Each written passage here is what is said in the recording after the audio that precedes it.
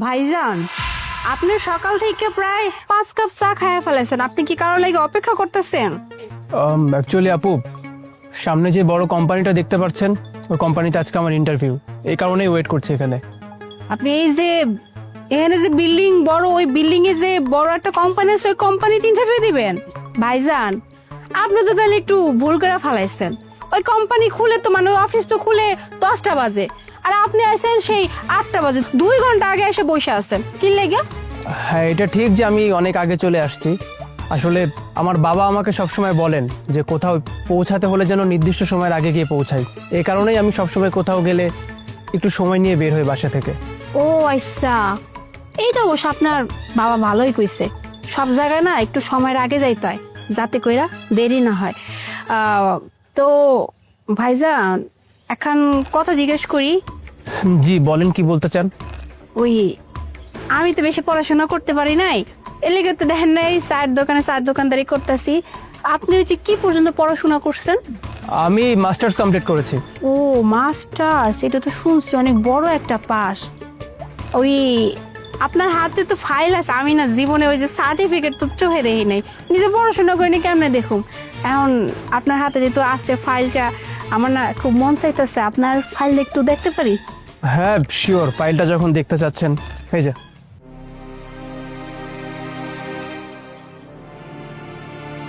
বাবা, আপনি তো মেলা বড় পাস দিছেন। যদিও সবকিছু বুঝি না, তাই কিছু কিছু দেখে আর কি বুঝছি। অনেক বড় পাস দিছেন আপনি। ধরেন এই, আচ্ছা আরেকখান কথা জিজ্ঞেস করি। জি বলেন, কি বলতে চান? ওই যে এত বড় যে পাস দিছেন, ওই যে কি যেন করলেন মাস্টার্স পাস, আপনি আর কোথাও জব করেন নাই এর আগে? মানে চাকরি করেন নাই? হ্যাঁ, আমি এর আগে একটা কোম্পানিতে জব করতাম, কিন্তু ওই কোম্পানির ফ্যাসিলিটিস খুব একটা ভালো ছিল না। ঠিকঠাক মতো কাজ শেখানো হতো না, আবার যেই টাইমে বা যেই ডেটে স্যালারি দেওয়ার কথা সেই ডেটে স্যালারিও দেওয়া হতো না। তবে সব থেকে বড় ব্যাপার কি জানেন, একটা কোম্পানির এমপ্লয়িরা সেই কোম্পানিতে কাজ করে তখনই স্বাচ্ছন্দ্য বোধ করে যখন কোম্পানির ওনার ভালো মনের একজন মানুষ হয়। আমি আগে যে কোম্পানিতে জব করতাম, ওখানকার ওনার খুব একজন ভালো মানুষ ছিলেন না, ওনার ব্যবহার খুব খারাপ ছিল, যে কারণে ওই কোম্পানিতে আমি জবটা ছেড়ে দেই। এরপরে অবশ্য বিভিন্ন জায়গায় আমি চাকরির ইন্টারভিউ দিয়েছি, কিন্তু সত্যি বলতে হয় না মানুষের যে ড্রিম কোম্পানি বা ড্রিম জব বলে তো কোনো একটা কথা থাকে, তেমন কোনো কোম্পানি আমি খুঁজে পাইনি। কারণ আমার কাছে মনে হয় জব করা মানে তো শুধু এইটা না যে আমি মাস জুড়ে চাকরি করবো আর মাস শেষে টাকা নিয়ে চলে যাব। একটা কাজ আমি যদি ভালোবেসে করতেই না পারি, একটা কোম্পানিকে যদি নিজের কোম্পানি মনে করে কাজ করতেই না পারি, তাহলে সেখানে কাজ করার থেকে কাজ না করাটাই বেটার। তবে যখন আমি কোম্পানির সার্কুলারটা দেখলাম, জব সার্কুলার, এই কোম্পানি নিয়ে আমি রিসার্চ করতে শুরু করি আর জানতে পারি এই কোম্পানির যিনি ওনার তিনি অনেক ভালো মানুষ। ইভেন এই কোম্পানির যত এমপ্লয়িরা আছে সবাই কোম্পানিকে নিয়ে অনেক সুনাম করে এবং অনেক গর্ব করে কথা বলে। আর সবথেকে বড় ব্যাপার, একজন কর্মীর জন্য এটাই তো সবথেকে আনন্দের ব্যাপার যে সেই কোম্পানির বস কর্মীদেরকে অনেক ভালোবাসবে, শ্রদ্ধা করবে, সম্মান করবে এবং স্যালারি রাইট টাইমে দিবেন। এই কারণেই আমি এই কোম্পানিতে জব করতে অনেক বেশি পরিমাণে ইচ্ছুক। বলতে পারেন এই কোম্পানিতে জব করা আমার একটা ড্রিম।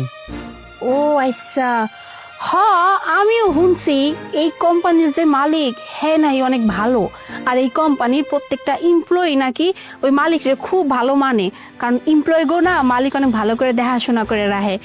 আচ্ছা দোয়া করি আপনার জন্য এই কোম্পানিতে চাকরিটা হয়ে যায়।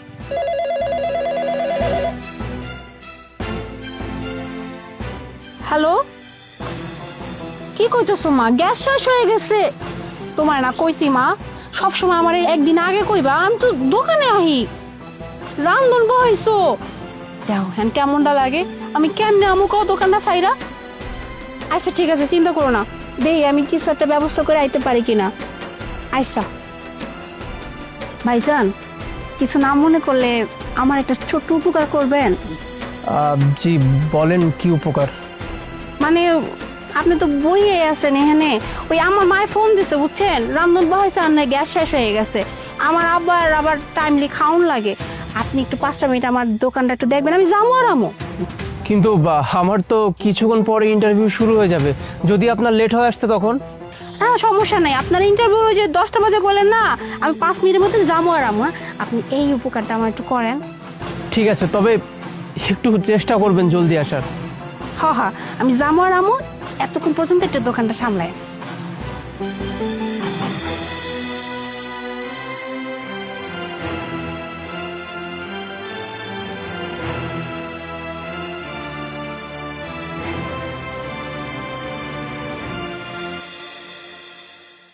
ভাই এক কাপ চা দেন তো। এক কাপ চায়ের দাম কত? ভাইয়া 100 টাকা। কি 100 টাকা? আপনি কি বলতেছেন, মাথা ঠিক আছে? অন্যান্য দোকানে তো এক কাপ চা মাত্র 10 টাকা হলেই পাওয়া যায়, আপনি 100 টাকা বলতেছেন কেন? ভাইয়া অ্যাকচুয়ালি আমার দোকানে চায়ের দাম 100 টাকা, কারণ আমি একটা অফার চালু করেছি যেখানে আপনি 1 কাপ চায়ের সঙ্গে 2 পিস কেক ফ্রিতে পেয়ে যাচ্ছেন। এই কারণেই আমার দোকানে চায়ের দাম 100 টাকা। ঠিক আছে, আমাকে এক কাপ চা দেন, আর এই আপনার অফারে যা যা আছে ওগুলো দেন। চাও খাওয়া হলো, কেকও খাওয়া হলো, আমার নাস্তাটা হয়ে গেল, দেন। ঠিক আছে ভাইয়া। ভাইয়া এই যে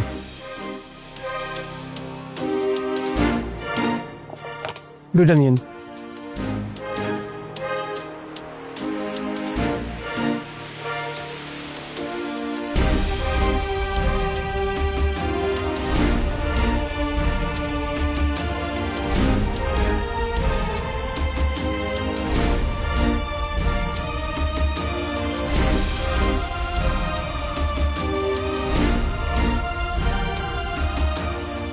এই যে ভাই।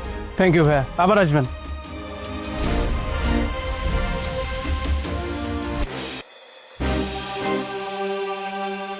ভাইজান আমি কি বেশি দেরি করে ফেলাইছি? না কোনো সমস্যা নেই, এখনো 5 মিনিট সময় বাকি আছে ইন্টারভিউয়ের, আমি চলে যেতে পারবো। আর এই যে আপনার চা বিক্রি 100 টাকা। 1 কাপ চা 100 টাকা? কি কোন ভাইজান, আমার দোকানে সর্বোচ্চ দাম হয়েছে 1 কাপ চা 20 টাকা, আর আপনি 1 কাপ চা 100 টাকা বেচলেন কেমনে? অ্যাকচুয়ালি আমি তো মার্কেটিং নিয়ে পড়াশোনা করেছি, তো সেক্ষেত্রে বলতে পারেন আমি এই টেকনিকটা জানি যে একটা কাস্টমারের কাছে কিভাবে প্রোডাক্ট বিক্রি করতে হয়। আর একটা ভাই এসেছিলেন আমার কাছে চা খাওয়ার জন্য, উনি যখন আমার কাছে দাম জিজ্ঞেস করতে চাইলেন, আমি বলি চায়ের দাম 100 টাকা। খুব স্বাভাবিকভাবেই 1 কাপ চায়ের দাম 100 টাকা শুনলে কাস্টমার তো খেতে চাবে না, তাকে কনভিন্স করতে হবে। তখন আমি সেই চালাকিটা কাজে লাগাই, আমি তাকে বলি যে 1 কাপ চায়ের দাম এই জন্য 100 টাকা কারণ আমি 1 কাপ চায়ের সঙ্গে 2 পিস কেক ফ্রিতে দিচ্ছি। এই কথা শোনার পর তিনিও রাজি হয়ে যান, আর আমি তার কাছে চাটা বিক্রি করতে পারি। আর মার্কেটিংয়ের এটাই তো স্ট্র্যাটেজি, কাস্টমারকে যে যত ইজিলি কনভিন্স করতে পারবে তার সেল তত বাড়বে। আর দেখেন না, আমি যে কোম্পানিতে ইন্টারভিউ দিব ওখানে আমার ডেজিগনেশন তো সেলস এক্সিকিউটিভ অফিসার, সেখানে তো আমাকে আমার টেকনিকটাকে শো করতে হবে। যদি আমি আমার টেকনিক শোই করতে না পারি তাহলে তো আমি জবটা পাবো না। তবে আশা করছি চাকরিটা যেন আমার হয়ে যায়, তাহলে আমার জন্য খুব উপকার হতো। বাবা রে বাবা, কত কি করে ইংলিশ, আমার তো কিছুই মাথায় ঢুকলো, সব মাথার উপর দূরে গেল গা। তাই আমি এতটুকু বুঝতে পারছি, ওই যে বেচা কিনার যে একটা কৌশল থাকে না, সেইটা আপনার মধ্যে অনেক বেশি ভালো করে আছে। এর লেগে তো 1 কাপ চা 100 টাকা, মানে কত লাভ, পুরো 50 টাকা আপনি লাভ করে দিচ্ছেন। যাই হোক, আমি দোয়া করি আপনি যে অফিসে ইন্টারভিউ দিতে যাইতেছেন আপনার চাকরিটা যেন হয়ে যায়। ঠিক আছে, আমি তাহলে যাই, আমার ইন্টারভিউ শুরু হয়ে যাবে।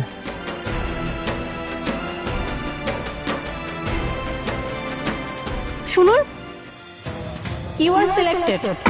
সরি, ঠিক বুঝতে পারলাম না। আমি সিলেক্টেড মানে?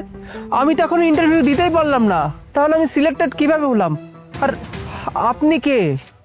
অ্যাকচুয়ালি আপনি যে কোম্পানিতে ইন্টারভিউ দিতে যাচ্ছেন সেই কোম্পানির ওনারই হচ্ছে আমি। মানে ঠিক বুঝতে পারলাম না। এক্স্যাক্টলি, আপনার মনে এই প্রশ্ন আসতেই পারে যে অত বড় একটা কোম্পানির ওনার এখানে চা বিক্রি করছে, ইভেন এতক্ষণ পর্যন্ত আপনার সাথে আমার যে কনভারসেশনগুলো হলো। ওকে ফাইন, আমি সব কিছু আপনাকে ক্লিয়ার করছি। অ্যাকচুয়ালি আমি হাতে কলমে দক্ষ এমন মানুষের প্রতি বিশ্বাসী। এখন আপনি ভাবতে পারেন আপনার ইন্টারভিউ কখন হলো। আপনার সাথে শুরু থেকে শেষ অবধি যত কনভারসেশন হয়েছে আমার, সব কিছুই ছিল একটা ইন্টারভিউ পার্ট। আমি আপনাকে সব কিছু ক্লিয়ার করছি। আপনি যখন এখানে বসেছিলেন আমি কিন্তু আপনাকে জিজ্ঞেস করেছিলাম যে আপনি এত জলদি কেন আসছেন। তখন কিন্তু আপনি আপনার টাইম সেন্সের ব্যাপারটা আমাকে ক্লিয়ার করছেন যে আপনি সব সময় এইটা মেনটেন করেন যে কোথাও যেন দেরি না হয়, প্রয়োজন পড়লে আগে যাবেন। দ্যাট মিনস আপনার মধ্যে টাইম সেন্স অনেক ভালো, যেটা কিনা আমার কোম্পানির জন্য অনেক বেশি এসেনশিয়াল। অ্যান্ড তারপরে হচ্ছে আমি কিন্তু কথা ছলে ছলে আপনার কিন্তু সিভিটা দেখে ফেলেছিলাম। অ্যান্ড সিভিতে কিন্তু ক্লিয়ারলি লেখা ছিল আপনার এক্সপিরিয়েন্স, আপনার পড়াশোনার রেজাল্ট, সব কিছু। অ্যান্ড তার থেকেও বড় কথা, আপনি মানুষটা অনেক ভালো। কেন জানেন? ওই যে আমার একটা কল আসছিল না, ওটা আসলে আমার মা কল দেয় নাই, ওটাও একটা নাটক ছিল।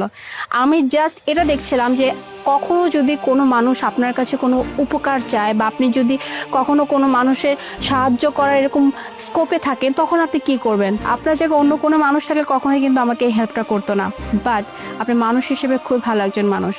আর তার থেকেও বড় কথা সেটা হচ্ছে আপনার মার্কেটিং স্ট্র্যাটেজি। এইটা আপনার অনেক ভালো, কারণ আপনি 1 কাপ চা 100 টাকা বিক্রি করছেন, তাও আবার 50 টাকা লাভে। এইটাই তো আমার কোম্পানিতে সব থেকে বেশি দরকার। সো যে যে গুণ আমি আমার এমপ্লয়ের মধ্যে চাচ্ছিলাম অ্যাজ এ মার্কেটিং এক্সিকিউটিভ হিসেবে, প্রত্যেকটা গুণ আপনার মধ্যে আছে। সো দ্যাটস ওয়াই আমি আপনাকে আমার কোম্পানি মার্কেটিং এক্সিকিউটিভ হিসেবে হায়ার করলাম। অ্যান্ড এটা আপনি বলতে পারেন ইন্টারভিউ নেওয়ার আমার একটা style. Thank you very much ma'am, thank you. আসলে এই জবটা আমার অনেক দরকার ছিল। আমি কথা দিচ্ছি ম্যাম, আমি আমার 100% এফোর্ট দিয়ে আপনার কোম্পানিতে জব করব। ইনশাল্লাহ।